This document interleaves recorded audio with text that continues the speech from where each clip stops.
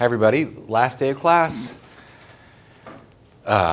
lecture 37. We're finishing section 9.4 today. We'll have a quiz. Our exam is our exam next Wednesday or Thursday? Thursday, okay. I should be posting a study guide either today or tomorrow.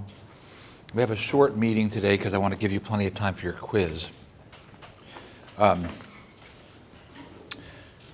So again, we're discussing section 9.4, which is area in polar coordinates. Let me remind you, area and length in polar coordinates.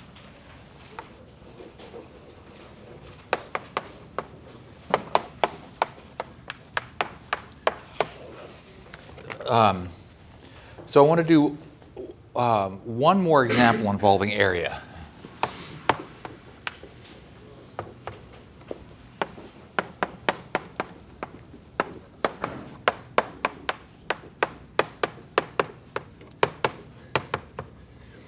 Now, let me remind you of the formula for area in polar coordinates. So the area enclosed by a polar curve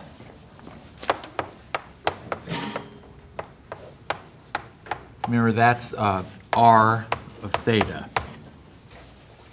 So we approached this by thinking about the area of a little wedge on Wednesday, and we got this, that the area equals 1/2 the integral from theta equals a to b of 1/2 r squared d theta.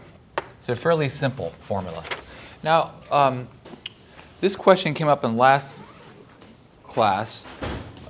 Contrast this to the area. So this is this is an area enclosed by the curve. So contrast to what we did recently, which is the area between a parametric curve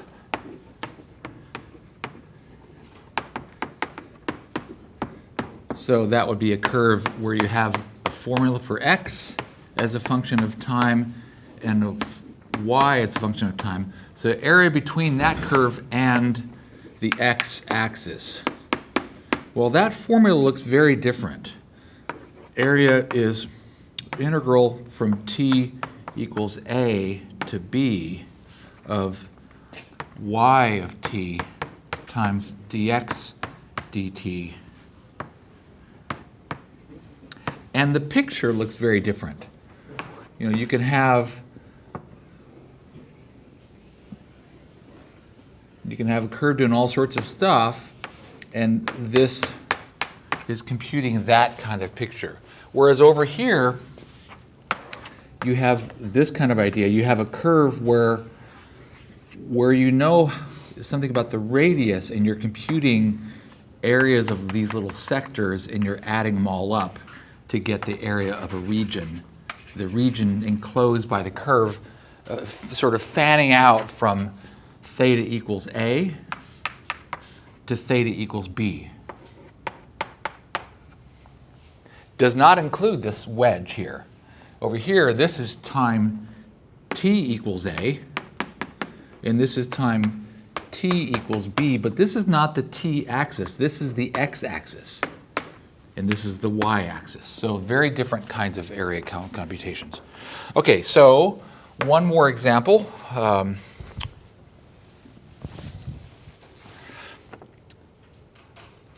Find the area of the region enclosed by or inside both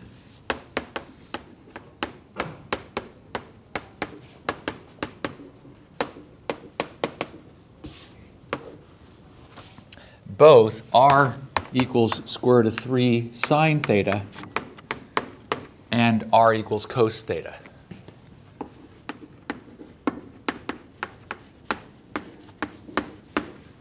All right. Well, remember that these are formulas for circles. This is a circle that's out, that's pointing out along the x-axis. I'm going to make this a little bit bigger.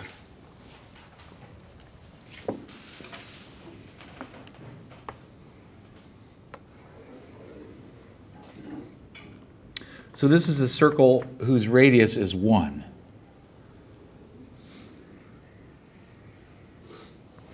So this goes through x, well, r theta equals 1, 0. That's also the xy coordinates, 1, 0. There are some times where those coordinates agree. So this circle has radius 1/2. The diameter is 1, and that's r cos theta.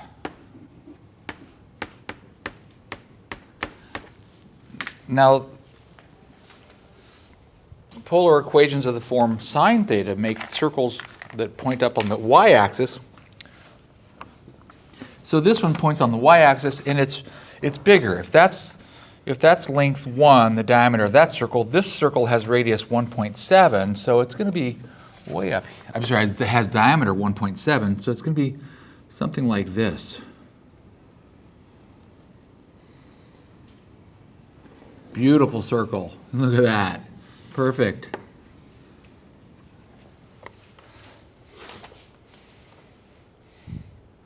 So part of the reason that I want to do this example is, okay, you look at that and think, well, that doesn't, that's a lousy drawing. That's not symmetric.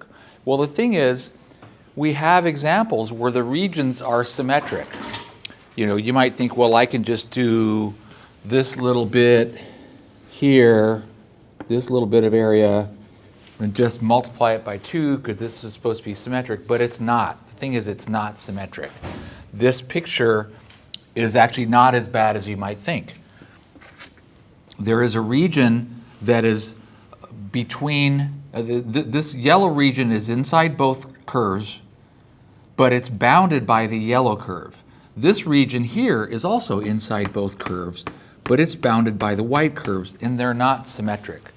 That's not the 45-degree line. That's not the pi over 4 line. That's, I don't know what line that is. So, in fact, what is this angle? We need this angle.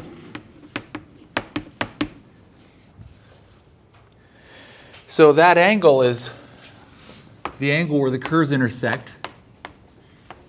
So find theta where the curves intersect. So that's where square root of 3 sine theta equals cos theta. So that means if I divide both sides by cos and divide both sides by square root of 3, I get that tan theta equals 1 over square root of 3, and that means that theta equals pi over 6. So again, this is not a symmetric region. That's not the pi over 4 line, that's the pi over 6 line. So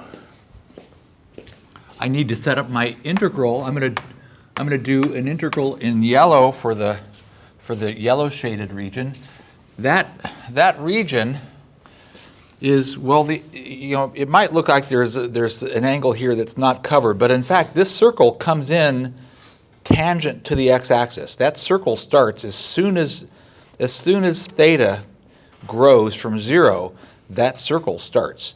So this yellow region starts at theta equals 0 and ends at theta equals pi over 6.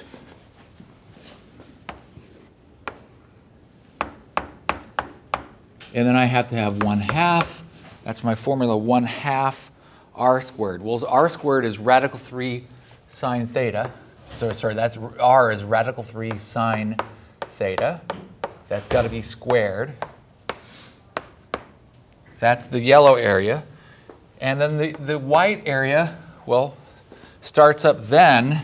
And again, you might think there's some ending angle because there's kind of a wedge here that's not included. But again, this white circle comes into this vertical axis tangent. So this area goes all the way from theta equals pi over 6 all the way up to theta equals pi over 2.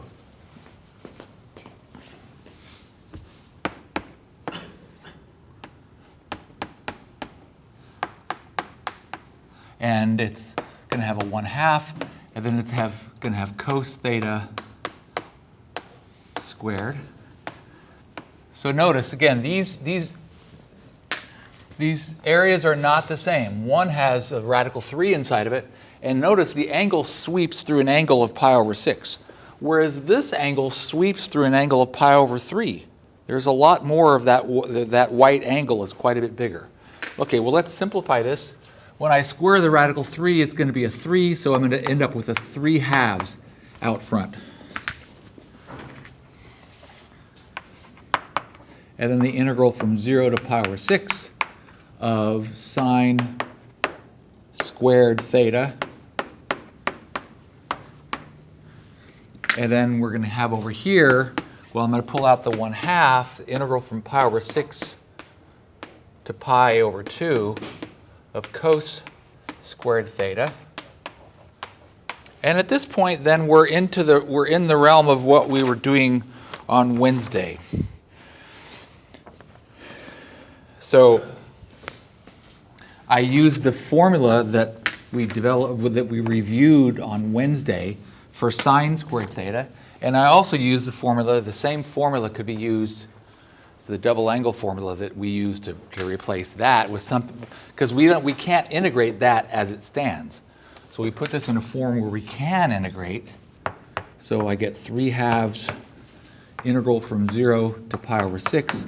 This thing is the same as 1 minus cos 2 theta over 2. And then this expression, I'm going to have all this other stuff. I'm going to have the 1/2. I'm going to have the integral from pi over 6 all the way up to pi over 3. When I replace this with its equivalent, that's 1 plus cos 2 theta over 2. And here I don't need to do the details, because we did this kind of thing on Wednesday. You know, you're going to pull out the 1/2, you're going to integrate, you're going to evaluate at the endpoints. There's going to be a lot of, so integrate.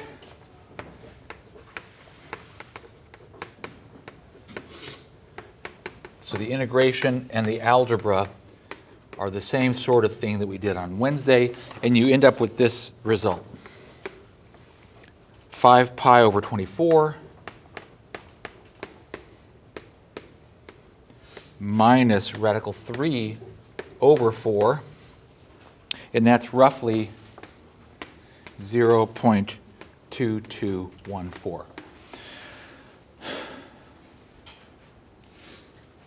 All right, so again, think back to Wednesday. We did some area problems where we had a region that's inside some curve and outside some other curve. So that involved a subtraction of two areas, a subtraction of one area from another. This is a different sort of thing. This is a region that's inside both curves. All right, that's meeting part 1. Meeting part 2 is length in polar coordinates.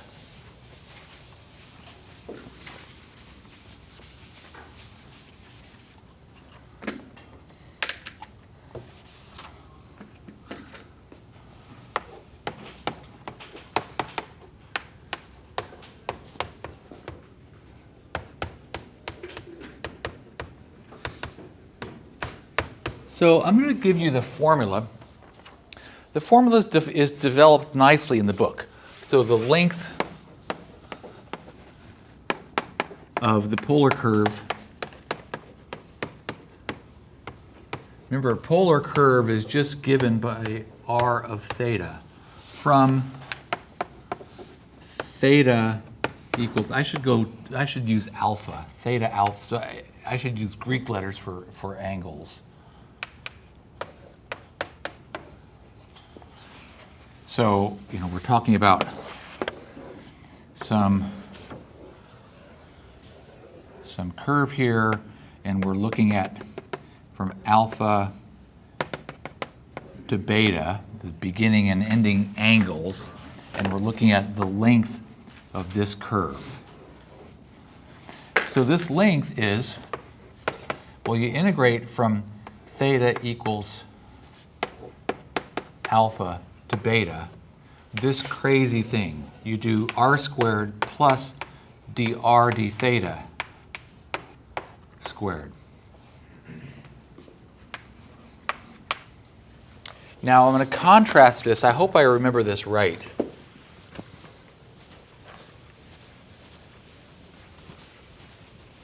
Because it's important to we've covered a lot of stuff in the last 4 months, however many months this has been, 3 months. So contrast this to the length of a parametric curve. That was also a new thing. Now remember, that's a curve where you have an x formula with time as the variable and y formula also with time as a variable. And we found the length of such a curve from time t equals a to t equals b.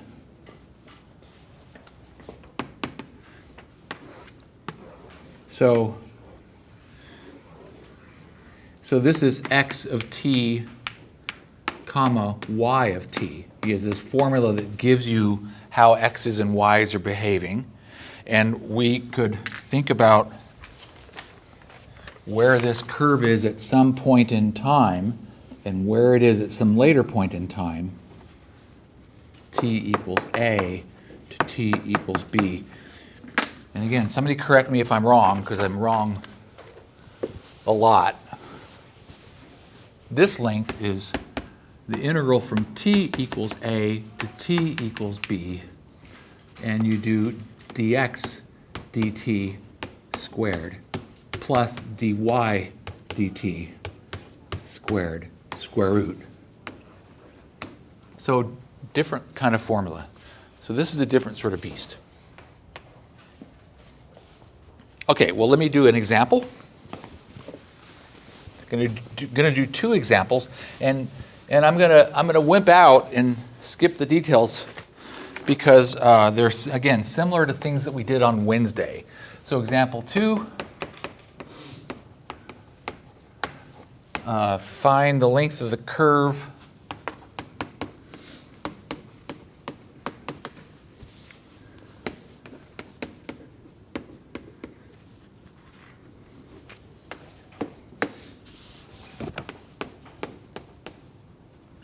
e to the minus theta over 4 for 0 less than or equal to theta less than or equal to pi.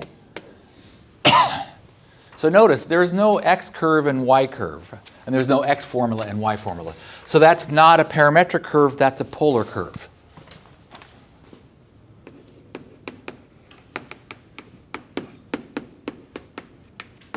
Now remember this curve. At time 0, this should say r. R equals that. At time 0, the radius is 1. I'm sorry, when angle is 0, the radius is 1. So this goes through r theta equals 1, 0. And if r were constant at value of 1, I'd have a circle. But that's not what my r is doing. My r is shrinking. As theta grows, I get e to a negative number, which is a growing negative number. So my radius shrinks. And so remember this from Wednesday. This is a spiral. And the spiral keeps going. This came up, so and then for negative time, the spiral was growing out there. So on Wednesday, we found the area. Today, we're doing the length. So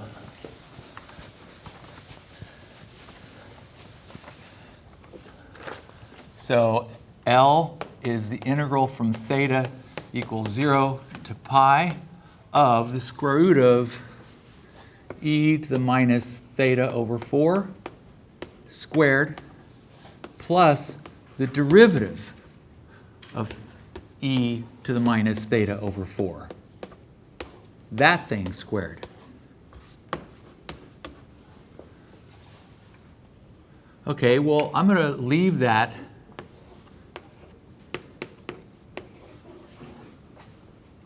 This is e to the minus theta over 4 squared. You might think I could simplify that, but I'm not going to.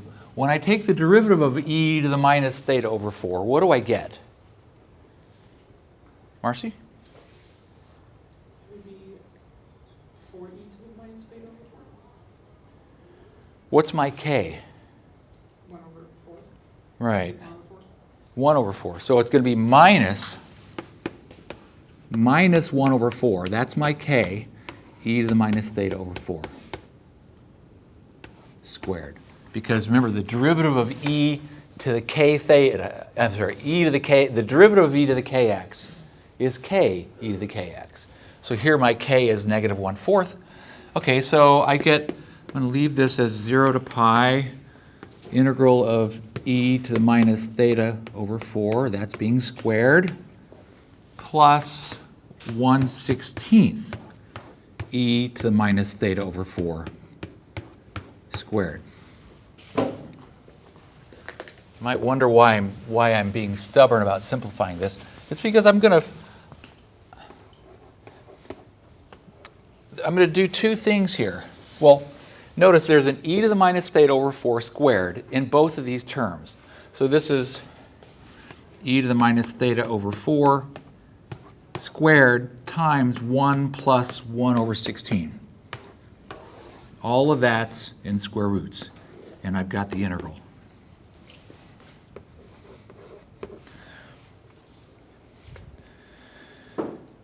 Well, quick, what's 1 plus 1 over 16? Quick. 17 over 16, great. What's the square root of that? Square root of 17 over 4. So that's just a constant. So I'm going to end up with out front square root of 17 over 4.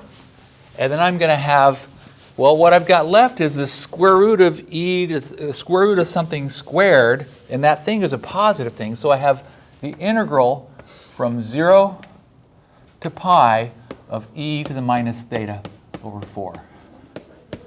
Now here, remember that the derivative of e to the kx, we used this a while ago, is k e to the kx. So somebody tell me, what's an integral of e to the kx?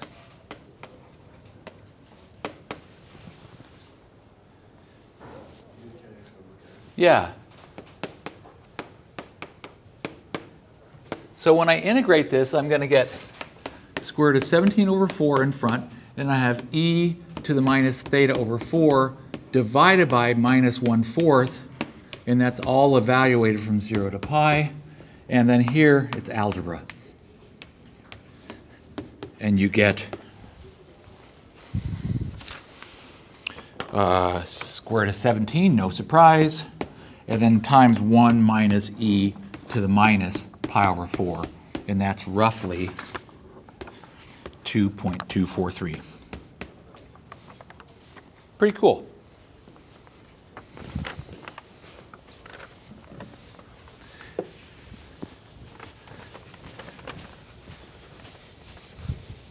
So that's a different number than we got for the area. The area, the integration ended up being the same kind of result.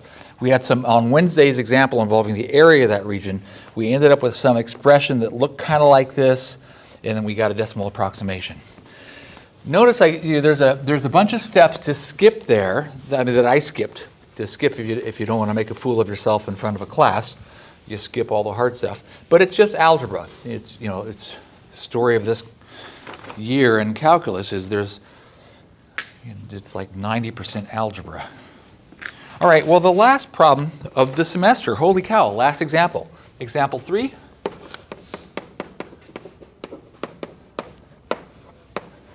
Set up integral and use computer to get approximate value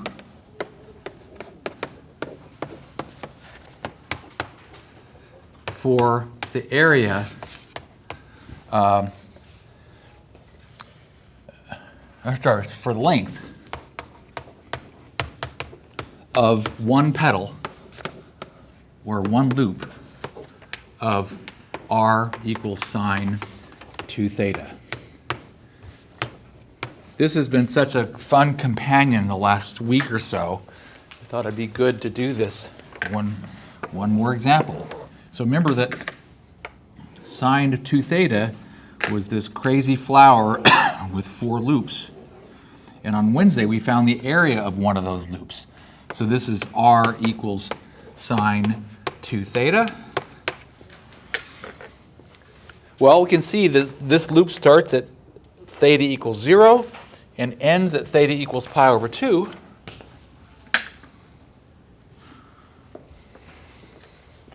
So our area is going to be the integral from theta equals 0 to pi over 2 of square root of sine 2 theta squared plus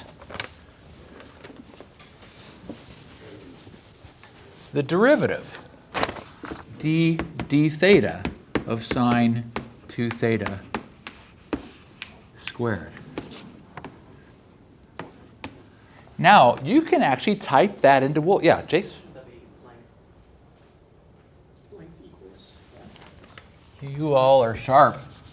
All right, length equals, yeah. Almost sold it.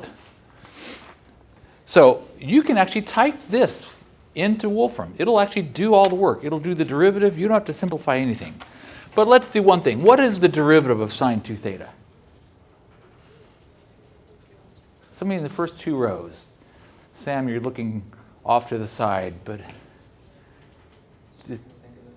chain rule problem. What's the derivative of the outer function? Cos. Then you put the inside function back in.